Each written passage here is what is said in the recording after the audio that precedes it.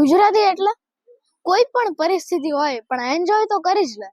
તેનો કોઈ રિલેટિવ્સ હોસ્પિટલમાં દાખલ હોય ને તો પણ તે એક થેલામાં ખાખરા, ઢોકળા, ગાંઠિયા અને એક પત્તાની કેટ આટલી વસ્તુ લઈને હોસ્પિટલે જાય.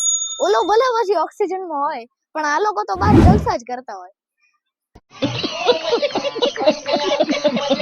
અને ટૂંકમાં કહું ને તો આનંદ એ ગુજરાતીઓનો ધર્મ છે. મને હમણાં મારા કોઈ નોન ગુજરાતી ફ્રેન્ડે કીધું કે તમે ગુજરાતી મીઠડા બહુ. મેં તો આયે જ ને, અમે દાળમાં પણ ગળપણ નાખીએ છીએ. સાચું કહું ને તો દાળમાં ગળપણ નાખવાનો ટ્રેન્ડ જ અમે શરૂ ગુજરાતે કર્યો છે. અને સાચું કહું, ગુજરાતે તો ક્યારનું ચાઇનાને ભારતમાં ભેળવી દીધું. સાચું નથી લાગતું?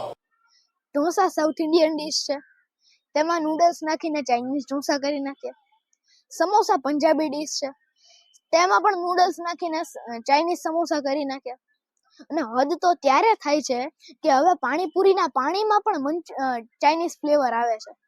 અને ગુજરાતીઓના હોટ ફેવરેટ ખાખરા, હવે ખાખરામાં પણ મંચુરિયન ફ્લેવર આવે છે. બોલો, એટલે તો મોદી સાહેબ કહે છે કે સબકા સાથ સબકા વિકાસ.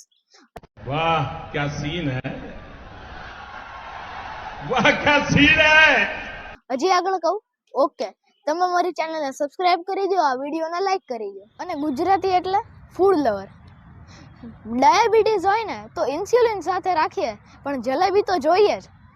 एहे रहा नहीं जाता, तड़प ही ऐसी है ना.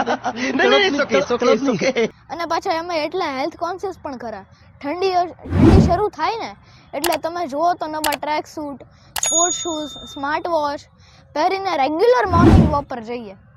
5-7 કિલોમીટર ચાલ્યા પછી વળતા ઘરે આવીએ ત્યારે બટેટા, તળેલા મરચા, પપૈયાની ચટણી અને ગાંઠિયા આટલું તો ખાય જ લેવાનું. પાછું ફેટ બેલેન્સ પણ કરવાનું ને. भाई मजा आया और मैं ये जो मजा है हिंदुस्तान के हर व्यक्ति को देना. જો હિટલર ગુજરાતી હોત તો પહેલા તો તેનું નામ હોત હસમુખભાઈ. હિટલર શું કહેતો? હેલ હિટલર. અને હસમુખભાઈ 50,000 પડ્યા હોય તો લાવ ને, 2 દિવસમાં પાછા આપી દઈશ. पैसा ही पैसा होगा. હિટલરનું સ્વપ્ન શું હતું? કે દુનિયાને મુઠ્ઠીમાં કરી લેવી. અને હસમુખભાઈ બધાની મુઠ્ઠીમાં ફોન આપી દેવા. યાદ છે ધીરુભાઈ? અરે કહેના ક્યા ચાહતે હો? કર લો દુનિયા મુઠ્ઠી મેં. હિટલર પોતાના બંદીઓને ગેસ ચેમ્બરમાં પૂરીને ગુંગળાવીને મારી નાખતો.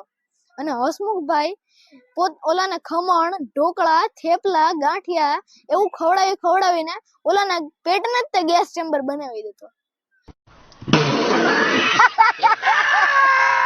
અને હિટલર શુદ્ધ શાકાહારી હતો and he is animal lover. અને જો એનું રેસ્ટોરન્ટ હોત તો એનું નામ શું હોય? સ્વસ્તિક ભોજનાલય. શુદ્ધ શાકાહારી ભોજન તૈયાર છે. આ છે ગુજરાતી. આમ તો ગુજરાતી વિશે ઘણી બધી વાત છે પણ આવી બીજી વાતમાં આપણે ભેગા થઈશું. અને આ વિડીયોને બને તેટલો ગુજરાતીઓ સુધી શેર કરજો. મારી ચેનલને લાઈક, શેર અને સબસ્ક્રાઇબ કરજો. Thank you.